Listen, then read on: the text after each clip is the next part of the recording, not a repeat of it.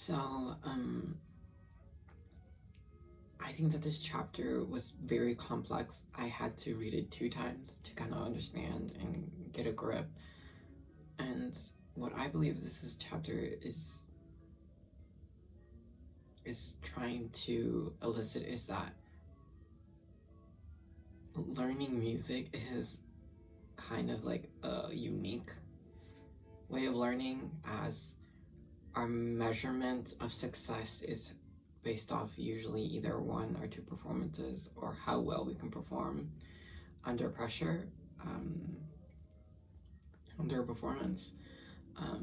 So far on the performance side, I mean, if you think about it, a lot of times when we're taught like excerpts and stuff, we are basically, our measurement of success is how well we can play the excerpt over and over again under pressure, in front of an audience, in front of a judges panel,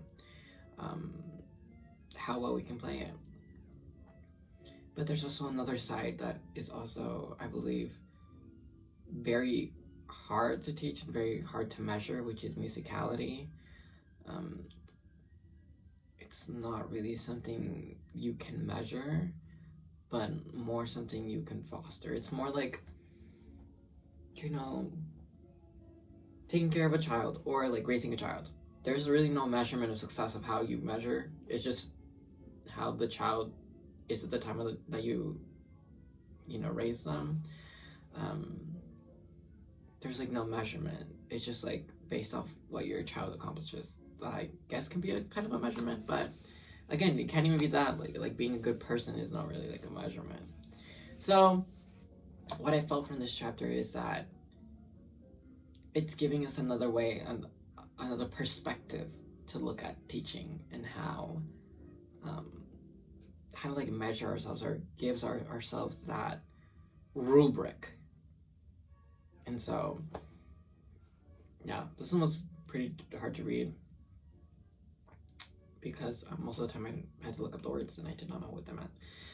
But once I got the words, I was like, oh, okay, this is what it means. But it was very interesting and made me realize, like, how successful am I? And I was like, is there a way to measure that? But yeah, anyway, that's what I thought about this week's chapter.